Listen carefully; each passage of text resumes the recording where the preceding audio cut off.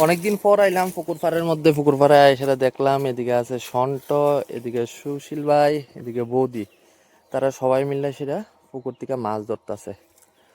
তো অনেকদিন পরে আজকে আইলাম, কারণ তারা যে সময় মাছ ধরে অনেক সময় আমি বাড়িতে থাকি না, আজকে যেহেতু বাড়িতে আছি এর লিগা আইলাম।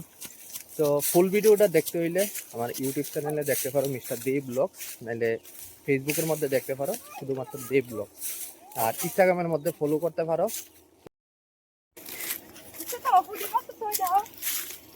ওই তো বাপের ভূতের একবার কুদ্র কুদ্র কয়েকটা শুধু এক বেলার বোঝেরও তো তার হইতো না সন্টর হইতো না।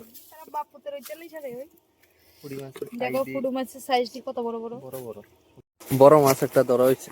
বড় কিতা মোটামুটি 200 গ্রাম হইব এটা। হ্যাঁ। আচ্ছা জি, না মোটামুটি এটা 300 গ্রামের মতো হইব।